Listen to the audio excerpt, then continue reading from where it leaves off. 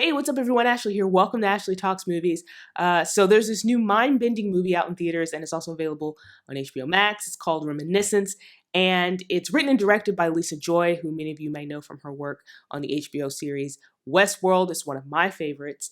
And this film is set in a future where technology exists that allows people to access their memories, but also experience them again. And Hugh Jackman plays a man named Nick. He's a private investigator that uses this technology to help his clients. And his world is turned completely upside down when he takes on this new client named May, played by Rebecca Ferguson. And when she disappears, finding her becomes his obsession. So much so that he basically puts his life in danger and he gets deeper and deeper into this really dark sort of underground, the underbelly of the city. These various people he encounters are very bad people, and like I said, his life becomes in danger. It's just, again, it becomes an obsession for him. And, this movie is marketed as this sci-fi noir film, and obviously it'll get some comparisons to movies like Inception, Blade Runner, Total Recall, and there's definitely some elements like that in this movie. But ultimately, I feel like this movie is, it's a mishmash of all those kind of ideas. But creates its own sort of unique type of story. Now, does it work? I'll get into that in the review. But before I do the full review, while I have you here, a couple quick things. If you like my channel and you like the videos that I'm posting, please consider subscribing. Please hit that subscribe button. I would really appreciate it. Also, while you're here, jump into the comment section, share your thoughts about Reminiscence. I'd love to know what you think. Okay, on to the review.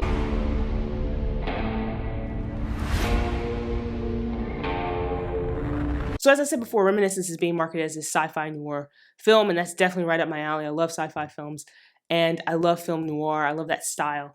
And, this movie is definitely pulling from different types of sci-fi movies that have that sort of feel to them, like Inception, Blade Runner, as I mentioned before.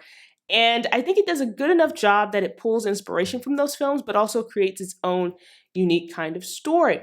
But it's not perfect. And I think what ultimately, will keep people from, loving this film is that I think some of the flaws of this film outweigh the things that work. So let me talk about what actually works with this film. This film has an amazing cast. And, as I mentioned, Hugh Jackman, Rebecca Ferguson, just two of them have, I think, really great chemistry. And, Hugh Jackman plays this character so well, this person who becomes so obsessed with finding this person that he believes is basically like the love of his life, played by Rebecca Ferguson. And she's so mysterious, like she enters his life and then she exits his life and he doesn't really understand why she disappeared, the circumstances around that. And like I said, he becomes obsessed with finding her. And as he tries to find her, he unravels this other mystery. And that's, I think, where the story gets a little tangled up, gets very busy. I'll get to that part of it a little bit later in the review. The world building in this movie is really amazing. Like, I was really digging the world of this film. It's set in the future. It's set in Miami. And it's really interesting what they did with Miami because, this film doesn't really touch on that part of it so much as just kind of show it. But in this future, Miami is basically underwater in a lot of ways. Like the streets have become canals. There's water everywhere. It's hot. It's sweaty. But it's interesting how that setting is used in this movie because obviously the water, there's reflections of all the neon signs. In this particular future, people have become nocturnal, so they are up and about in the nighttime, and during the day is when people pretty much sleep. And like I said, it's not really, delved in too much about that. It's just kind of, that's the setting, that's the world that we're in. And it's really kind of cool. The technology that is used for people to access their memories.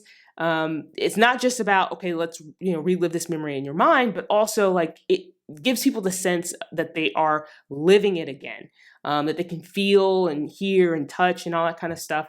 And the technology, they're using a tank as well as Hugh Jackman's character. He has this technique where he kind of pulls people back into their memories. And it's all very fascinating. And I loved how it was kind of pulled together to create this world. Add on top of that, these really great visuals. This is a movie that is just made for the big screen. And like I said, these amazing visuals of like Miami and the water and the neon signs and everything.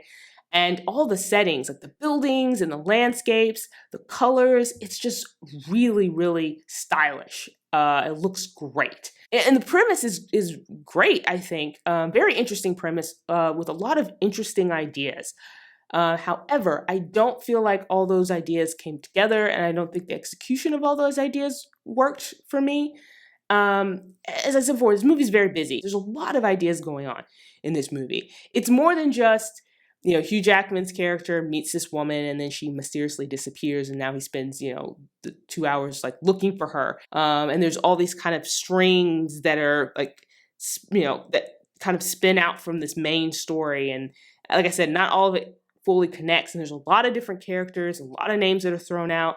For some people, it might be a little bit much to keep track of. Like I said, it's just very busy. And so I feel like it had this really cool premise idea. I just don't know if it really knew how to deal with that and like make it cohesive and to come together so that it was just this one nice streamlined story. But, you know, like I said, the sci-fi elements are really cool there. The film noir elements are there. This movie, like I said, has all these different ideas and themes. And I really do like how it handled this idea of nostalgia and memories, because it's more than just, okay, these people you can access memories with this technology, and what happens with Hugh Jackman's character as he's delving back into the past. But again, he becomes obsessed with it. And this movie's also making a commentary about, you know, living in the past and instead of like moving on with your life and moving on to the future, you know, spending all your time looking back versus looking forward or moving forward, and what happens when you just wallow in the past and you can't let things go. And so I think this movie did a really good job with that aspect of the story.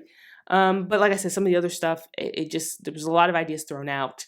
I don't really feel like they landed. Another thing I want to mention about this movie, and it kind of happens with a lot of movies like this, is that there's voiceover narration. Hugh Jackman's character narrates a good chunk of this movie.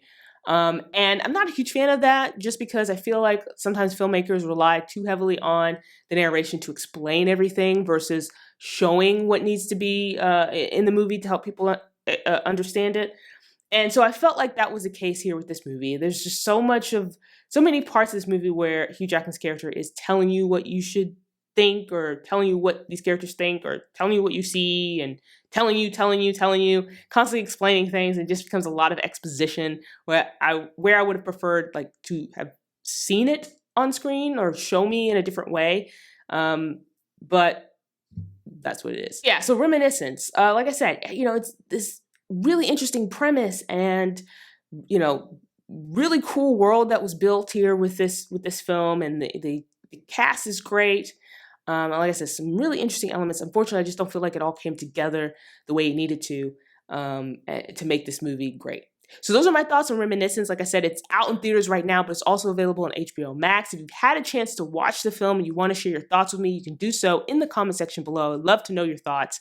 And while you're here, please like this video, hit that thumbs up button, and don't forget to subscribe to see more videos like this.